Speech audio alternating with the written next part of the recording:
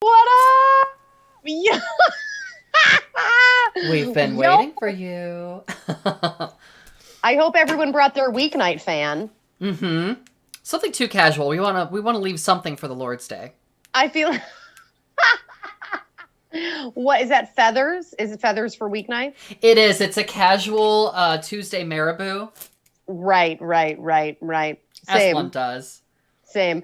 I Same. just shared to my feed, so we're ready to go. And I have my weeknight drink, which is we must do an official cheers. So if you're out there drinking or not drinking, pick up whatever beverage of your choice. It does not have to be alcoholic. I support any But it acts of could be. sobriety, especially in the Trump administration.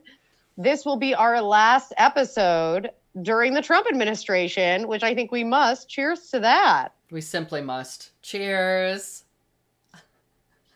I need a clink sound effect. Mm. I can't believe it. Ugh. I can't believe all of the things, all of the LGBTQ things they rolled back. But one time Trump held Yeah. that LGBTs for Trump. That's how you know you're not part of our community, is when you get the acronym wrong. Yeah. When I see GLB, I'm like, yeah, what? First of all, I know GLBT is old school. So respect for those who lived in the 80s and 90s and got through it. But I just GLBT, I can't. I'm like, what? Glibbed? What is that? I can't. Not My least anymore. favorite.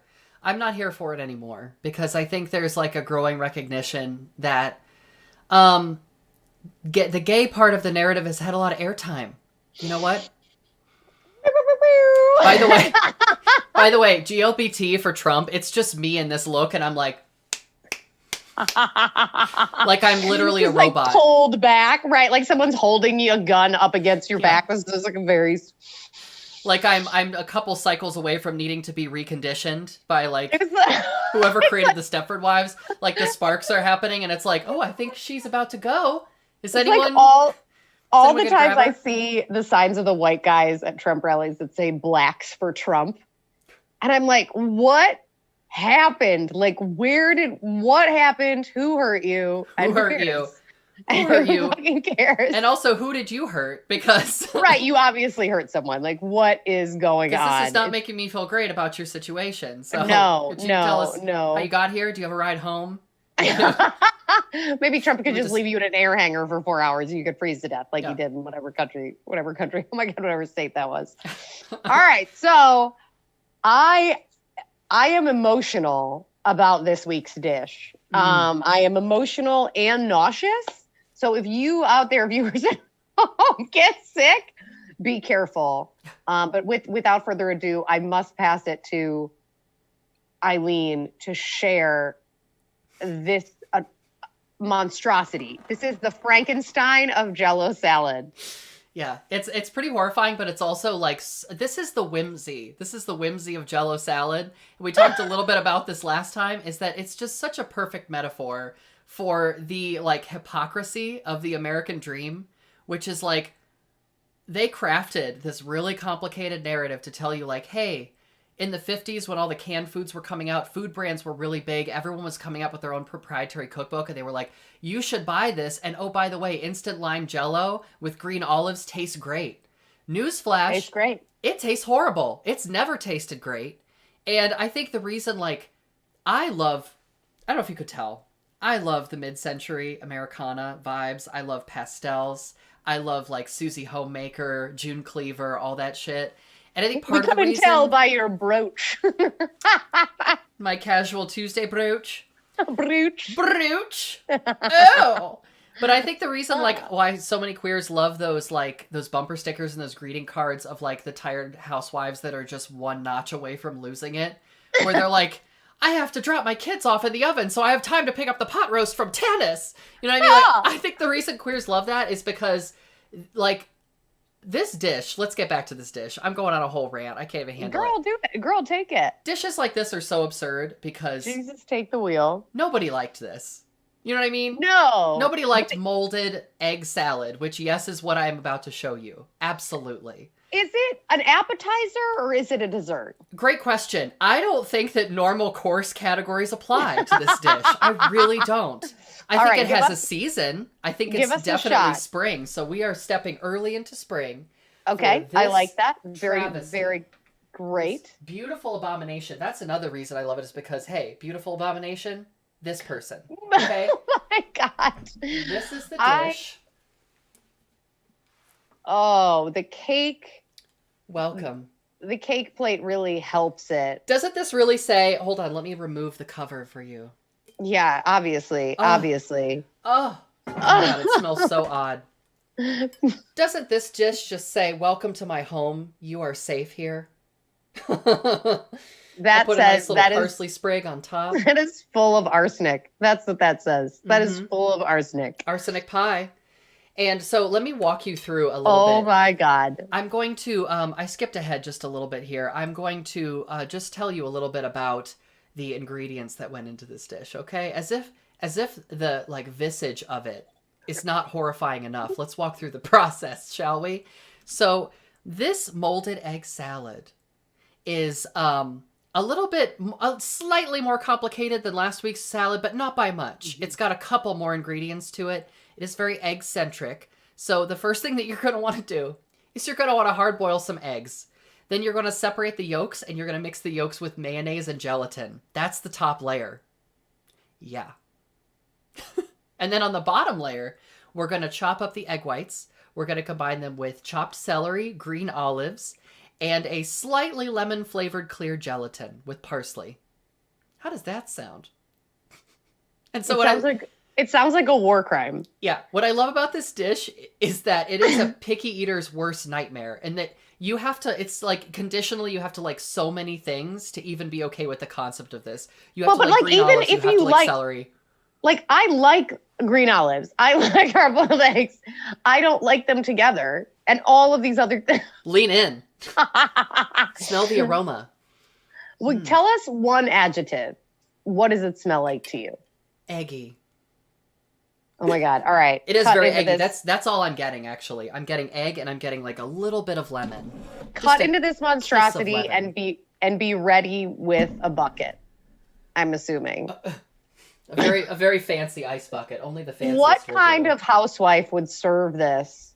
Like, what did your husband have to do the day before to have you be like, this is the time? Yeah. It's egg salad. It's egg Jell-O salad time. Mm-hmm. He dropped my brooch in the garbage disposal, and I had to fish it out with 2-inch coffin nails. For the garbage disposal? He doesn't go in the kitchen? He does not. Is the dish cam on? Are we ready? Oh, thank you so much. Oh my God, what is this? You are keeping me just on track here. Keeping me honest, Sister Mary Brooke. Now, let's get in that close-up. Let me get in that close-up, girl. It's like a horror movie, like Jaws should be playing. Ooh, nice clean cut. Wow. Very jiggly. Look at that. I'm not gonna, I'm trying to watch my figure. So I'm not going to cut too big of a slice, No, you know what? You got to watch those calories. I bet that's 100 calories in sodium. Actually, there's no salt in it, just a little bit of sugar. Just a kiss of sugar. Oh my God. Well, I'm enjoying this. Salt because it's the olives. And I do love that you're having an olive martini with it. So I think that is... I am. I felt like it was the only suitable accompaniment. You need to get a bite that is truly all of the flavors, because I feel like if you just have a piece of the top, it's not the same. I feel like you really need to get the top and the bottom. Okay, now I did prepare a little garnish for this dish. I was really feeling myself today. I was getting ready. I was like, let's make a garnish. This is going to be the whole episode. This is the whole episode. So here we are. I've got just a little bit. A little higher up. There we go. Oh, yeah. Okay, so I've got just a little bit of sliced egg.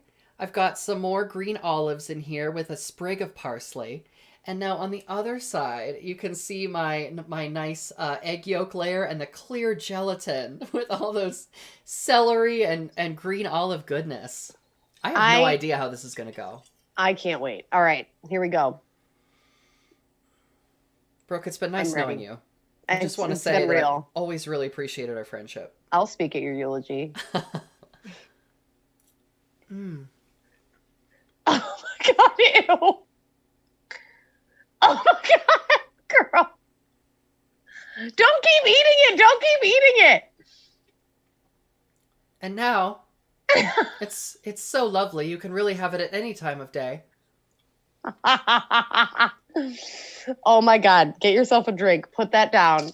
You are a champion of my life. I'm full on Lucille Ball, like, and it's tasty too. Vitamin Vita Veggie Max. Veggie Max. Why does that sound like a male potency drug? Veggie Max. But it's That vegan. is so funny. So the Penny is staring at me. She is very interested. Oh. I know why people drink. That's a horrible thing. But Tell like me, that dish was pretty awful. Gross? Is it so gross to like have the olive martini after having the olives? No. In the thing? Like, does No. that gross you out? No. Okay. Because first of all, I love martinis. And second of all, so like nothing can ruin this for me. And the second thing is that oh my gosh, this dish is so pretty, but it's so horrible. So really anything after that is a relief. Full relief. Well, I feel like we can't go anywhere but up after this. So I feel confident. I feel clear. Confident. I feel and I feel like really good that I haven't had to make anything yet. I feel like in the comments, someone say what I have to make, because I have to make something.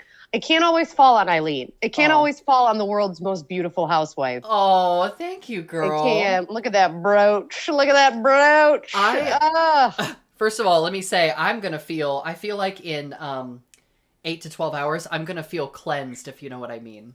Yeah, that's just right through the GI, through the lower GI tract. You know what I mean? And also, I went up to Monty, so I was getting ready. For those of you who don't know me that well, Monty's my partner. I was getting ready, and Monty, he's a very, very sweet man. He is not as appreciative of the high femme looks. That is just something I do for me. And so when I came at him, especially with these nails, he was like, "You look like a poisonous frog." And I was like, "Thank you." Oh, you do. That is very accurate. I feel like I really, very like Amazonian looks. Mm-hmm. Yes. I like an Amazon frog. You know those ones? Remember you see like the little touches of neon? Mm-hmm. Mm-hmm. I feel that. I feel that so deeply. We worked so hard today. Girl, you did it. You did it. I bow to the queen. There is no way I can beat that. But get in the comments. Let me know what I should make. Penny is going through a whole thing over here. Loaf, you gotta lay down. Oh, Penny. She needs to make a special guest appearance one of these days. She does. Here she is. Here she is. Penny, there's Loaf. Bring her out. Oh, I'm going to put her on the dish cam, even though she's not technically a dish. She's a dish. Oh. Loaf. She's a loaf. What would you do? There's her nub. Oh. Penny. She says, fuck this noise. No one's hanging out with me. Tell her I love her. Girl, we got to talk about that. My high school bully is trying to friend me on social media, and my junior high bully. And first of all, we don't talk about, I know we don't really talk about bullying, but here's the thing. It's I was really bullied as a little kid. I had a really good, solid group of friends. But we were all nerds, right? So we all kind of had people who picked on us. I mean, in third grade, they called me a dyke and I was like, so are you? But it was men. I didn't know, you know what I meant? So, bullying then I'm not saying it was different. It was just I don't know. We just didn't think about it as bullying. We just kind of thought about it as what happens to you? Thanks, Chad. I know. Right. Yeah. You're just and you're just an insecure kid. So it's so funny because it's ignited this thing where it's do you forgive your high school bullies? Do you just say fuck that? I'm going to let it go. I'm not going to let them take up the headspace. Right. Or no, success is the best revenge. Look at me. Look at all my success. Look at all my shit, which I really don't like that third one. I think that's also a waste of energy. Yeah. It's not going to make you feel good. It's not going to make you feel better at the end of the day. When you get naked and look at yourself in the mirror, you have to do every day, it's not going to make you feel any better about yourself. That's the work you have to do. But you know what does make me feel better about myself? Tell me. Getting naked every day and looking at myself. I know. I look good. Okay, thank you. This is why we're friends. We are on a wavelength there. I love being naked. I love it. The best. It's a problem. It's a real problem. Show of hands. Who's shocked?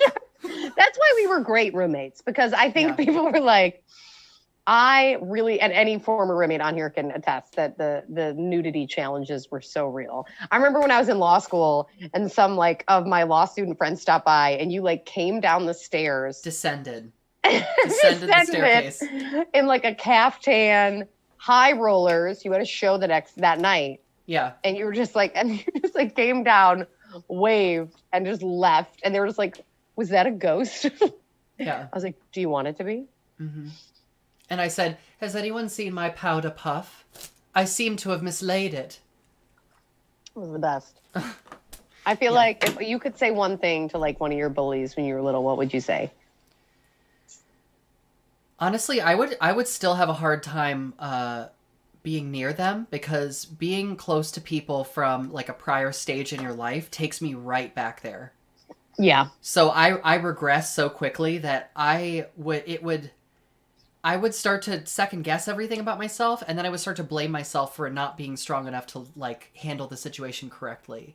Yeah. I mean, I feel like I would get through it. I would probably just like, I mean, this is the other hard thing too, is that when you see people from your past life, normally the conversation is like, oh, how are you? Like, how are things? You know, it's right. You don't get to get into the deep stuff, and you don't really get any closure, which is why you kind of have to work that stuff out with yourself and in therapy. If there's right, because you're not going to really get anything out of it. You know what I mean? Like, what am I really going to get? Yeah. One of my bullies actually apologized, and I was like, I just felt like it was so irrelevant. And I was like, if you need to apologize for you, like, you should do that. But like, no, I have nothing to give you. Yes. Do you know what I mean? Yeah, like, I have nothing to give you. And that's okay. And that's okay. That sounds really 2021. terrible. I have nothing to give you. Yeah. Link in the description for tote bags, bumper stickers, diaphragms. And the other. I'm in a 50s mood. The other merch will say oopsie koopsie. 2021. Oopsie koopsie. Oopsie koopsie. I'm just like, yeah, no, I can't. Mm-hmm. It was unbelievable. I feel like I still sometimes apologize for how late I came into my queer identity. And for me, like, I think kids picked up on my otherness, and maybe they didn't know what it was. Right. And I just think it's interesting now to look back and, you know, kind of see how my queer identity, which really came in, you know, to focus in Columbus. And I do have to tell the story about how I hit on a woman and got gloriously rejected. But I do think there is this feeling of, you know, I was a late bloomer, and I feel like you were a late bloomer too in some ways. So like that brought us together. But the first part of the journey of the queer experience is like going out, being like, we're at a gay bar, I did it. And then hating every minute of it and being like, these aren't my people. Oh my God. I have so many things to say about that, but keep going. No, go. Oh my gosh. I'm not going to call spaces out by name, but it was Union. In 2008, when I mean, we're not going to say any names, Jessica. Yeah. Mm-hmm. But yeah. Quill 2008. No. Oh my God. Like, Poseidon. They're all from Buffy. All the old hangs. Yeah. They're all from the cast of Buffy. But no, I wish my coming out probably would have went a lot better. Yeah. Tara. True. So when I went to Union in like 2008, I had just come off of, and I was a late bloomer, so I was a shapeless. Everyone called me Harry Potter. I'm not kidding. You wouldn't even know to look at me now. But I... sensual retro Amazon frog. Mm-hmm. I was trying to think of a joke about a housewife who fell in like a bottle of lilac, something or other. But anyway, so it was 2008, and I was going out, and I'd just come out as gay in high school, and I was like, that explains it. And people told me, they were like, oh, gay men are effeminate, so that explains everything about you. And I believed it, like, because I didn't have any... Your frame of reference when you're in high school is like this. Yeah. And it takes going to college to be like, oh, there's people in the world. You know what? Right. Like, you don't find your place. At least I didn't. Nowadays, the kids, they're like going on TikTok at 15, living their whole gay life, their whole queer life, trans life. And I'm like, how did you get there? Was it having an iPad since 2? Like, what? I don't know. Anyway. I don't even know if I had that. I still would have thought you got pregnant from hand jobs. Like, I feel like it depends on how you're raised. There's a lot of kids out there. What up, Catholic kids, who still don't know what's going on. That's true. And I was at Hilliard, Ohio. So there was one other out gay kid at my high school, and there were no out trans kids. So For me, it wasn't even that I had, excuse me. Oh my. I mean, no worries. I feel like you could absolutely burp. That was a whole this is going to keep coming back. This is the gift that keeps on giving. Oh my God, it's a haunting. Oh. It's a haunted egg salad, Jell-O salad. The Haunting of Eileen Galvin, and it's just a red and black like horror movie poster, but I'm in the front going like, we're gonna need to do an exorcism. Yeah. Next week.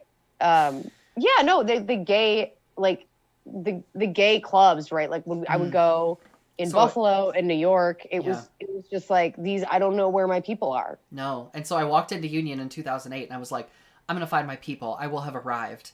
And and the first time I went across the street to Axis nightclub, that first gay experience you have going out on the dance floor, I was like, I am home. That is the expectation I went in with. So of course, part of that's on me, because when your expectation is up here, you can't help but be disappointed.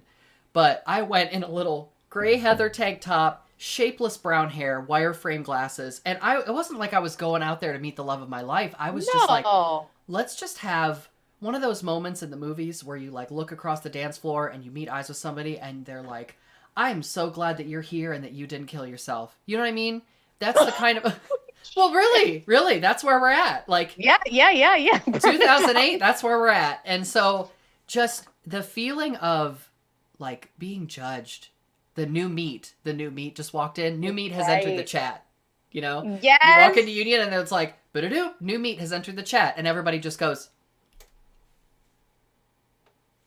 okay. You know what I mean? And also, by the way, like they're like these like dudes in like OSU jerseys and pot bellies, and they're like judging the fuck out of everyone and all the gay bars. And I'm just like, what is happening? Like, no judgment. Go team Potbelly. I love beer too. But like, they're like judging your body and making all these comments. And I'm just like, I don't fucking know. Well, I'm sure body positive people will, I'm in trouble and you should yell at me in the comments. But my point is that the gay community is so judgy and lesbians are so judgy. I was actually just talking with my girlfriend about it. And I was like, you know, it's really frustrating. Like, there's like a lesbian party and they're recruiting, and they shouldn't be having it, obviously. So judging them for COVID things. But they were like looking for a host, and they have all these requirements, body requirements of the host.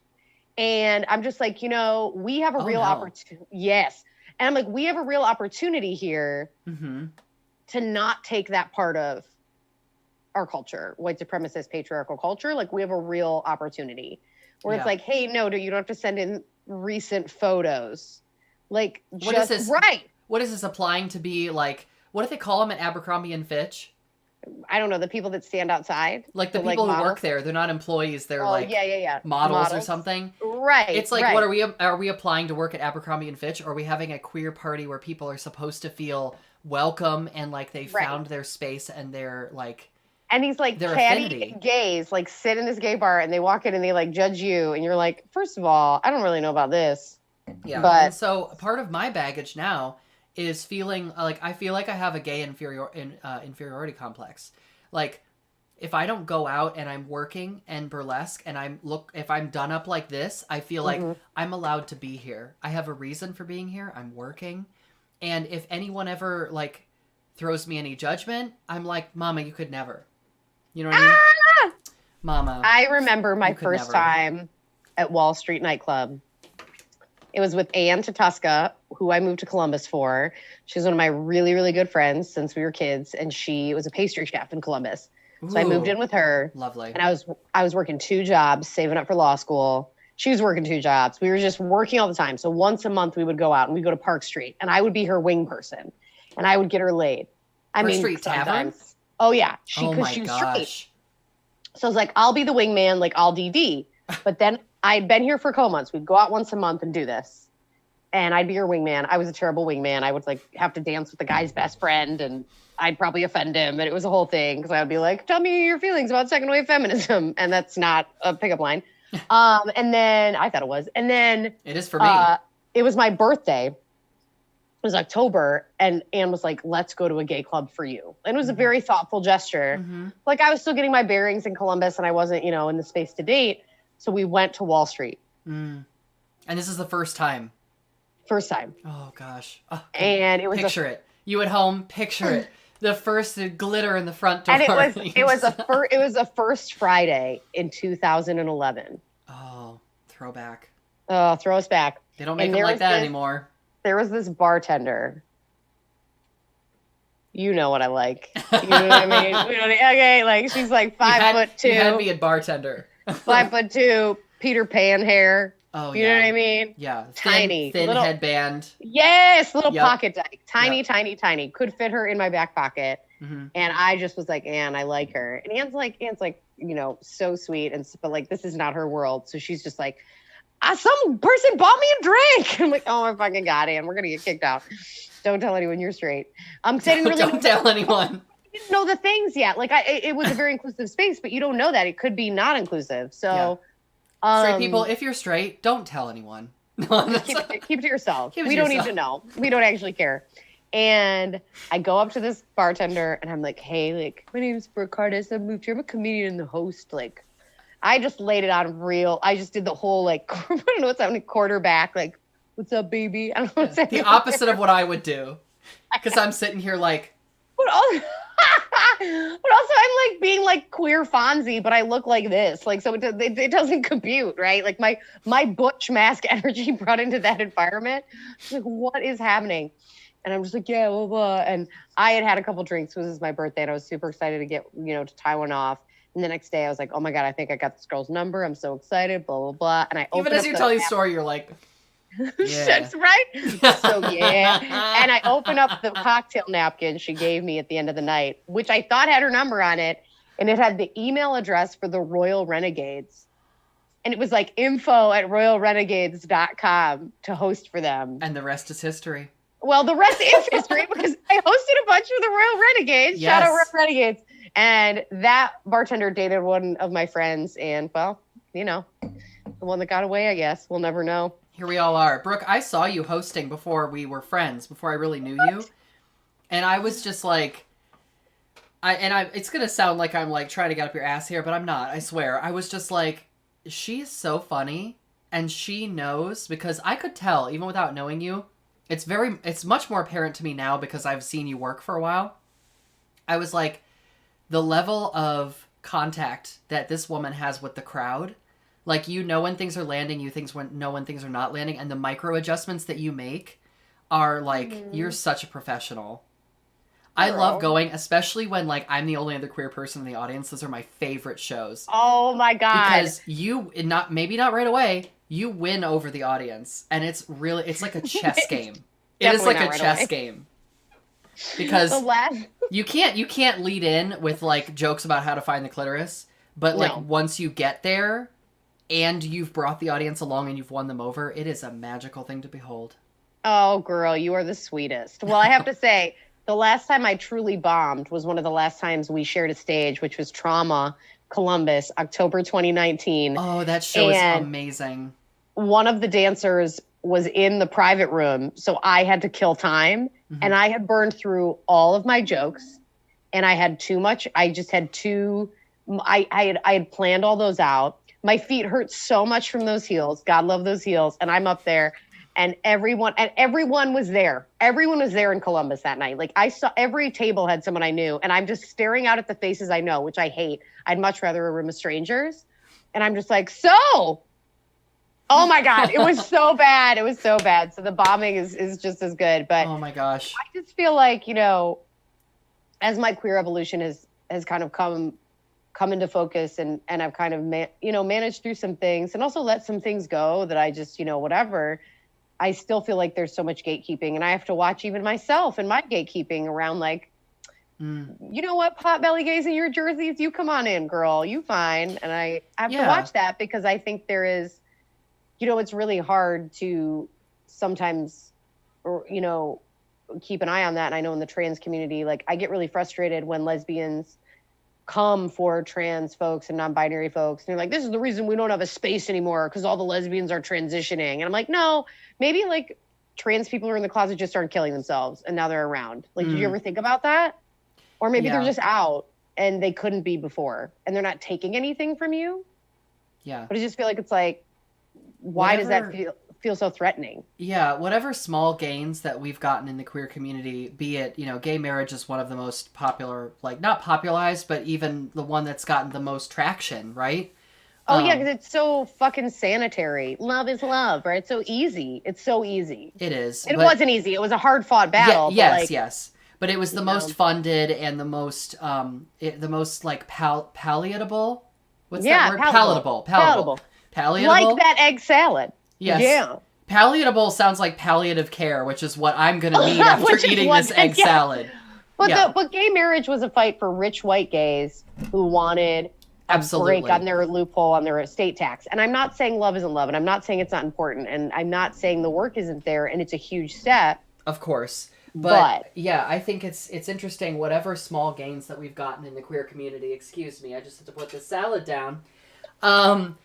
I think it's natural for humans to think, okay, well, we fought so hard for this identity label. The gay and lesbian movement did not necessarily account for, in its design, the existence of bisexual people, just as a small example, because they don't fit into the convenient dichotomy of either you're gay or you're straight, right? There's always a wedge to the dichotomies that we try to create as people.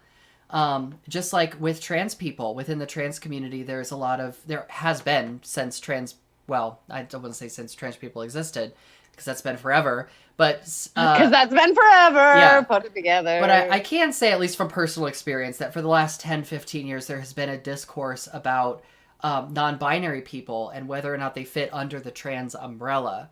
And so, like, I had a roommate in grad school, let's call her Brenda, because I love the name Brenda. You do. So me and Brenda lived together while I was writing my graduate thesis, and I was, like, not even baby trans. I was, like, I was pre-hatched. You know what I mean? Primordial soup trans. Yeah, like, I just gone down to CVS and bought some Wet n Wild eyeliner, and I was feeling... Wet n Wild! Yeah, and I was just going, maybe this is what I need, That was the stage. Yeah, this is the stage I was at. Just color it in, Barbara. Wet n Wild, man. Yeah. So good. So, what did I say? Brenda? Is that what I said her name was? Okay, so Brenda. Yeah. Brenda and I had a lot of really interesting, informative conversations, for better and for worse, about, like, Brenda was of the opinion of this sort of, she was in the camp of non-binary people are not trans people because they do not undergo hormone replacement therapy and surgery and medical intervention. And that honestly kind of terrified me, because I was just coming out of a really low point in my life where I had told myself, I can't transition because it's a lot of money, it's a lot of recovery time, and all of the stories and, like, all the media representation I had as a, like, example of what it means to be trans up until that point was like, you will lose everyone in your life. You'll lose your family, you'll lose your friends. You have to start over from scratch. You have to, like, clean slate, start over. So I was like, I can't do that. I am not that person. I'm not that strong. Like, that would destroy me. So I decided that I was going to, I didn't decide anything at that point. I was just, like, kind of in survival mode. So around that time, I discovered words like genderqueer, which I still identify as, for reasons that we can get into this episode or later. But genderqueer, I love that term. And it's like, that's part of the purpose for me, is politically, part of my identity is being a wedge in the binary, because I want to be something that challenges, like, we've always done it this way. That's what makes sense to us. It's like, well, why does that make sense to us? Like, let's get into a little bit more. And yes, like, I am a bit of a pedantic, like, you know what I mean? That is a bit pedantic of me. Like, okay, well, let's think about that. Why do you think that way? But that's the only way we move forward. Well, let's do an exercise. Exactly. Let's just do a thought exercise. Mm-hmm. No, but I think to me, that's the queer trap, right? The queer trap is like, what do you want?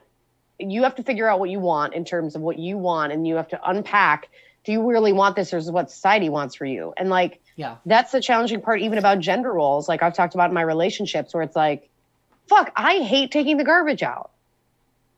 You know what turns me on? When a woman takes the garbage out. I love it. I'm just like, yeah. You know what? Back us up in the comments. If that doesn't turn you on, I don't know if you're a person. I love it when someone else does it for me. Like, right. Not all the time. I'm not a monster, but if someone does it for me, I'm just like, ugh. Right. Oh yeah, but like I'm like, oh my God, everything, you like look through it through the lens where you're like, is this because I was socialized female and this isn't a female job and blah, blah, blah. And then you like go back and you're like, no, I just want to find someone else to do it. Right. But like you do all this work around it and it's like, it's valuable in a lot of ways, right? Because it's like, okay. And that's the joy, right? And the straight cis people can do this, right? You know what I mean? You can do this and be like, what do I really want? Or am I just kind of going into the norm? Am I just falling back into what society expects of me? Yeah. And I think sometimes, we can get into eddies around it where it's like, well, that's not part of my identity. I think that's what I saw in the gay scene, certainly in the early 2000s up in New York and then, coming to Columbus. But, this feeling of like, well, there's 2 boxes I can fit in. Twink, right? Like is one of those boxes, right? And that's what, yeah, right. And that's it. And they're just like, you're it, and for me, I was so femme externally. And then like you meet me and I'm like, what's up? And I have this and then you take her to Home Depot and you find out what the true tea is.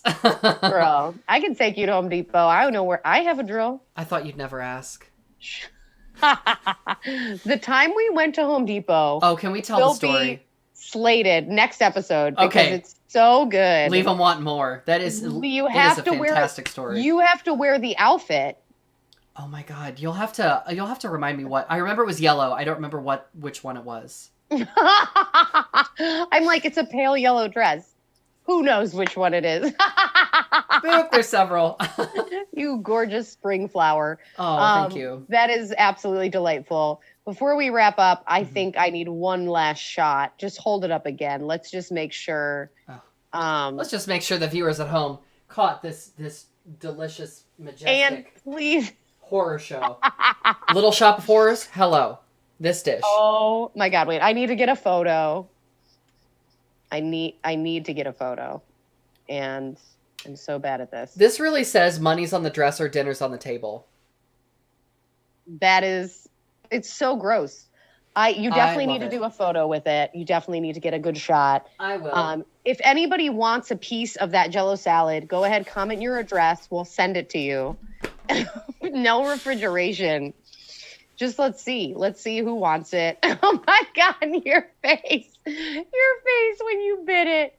You made it. So I feel like, did any of the flavors meld together or were they just all still very distinct? I'm sorry. I was just a little distracted by my image in the camera.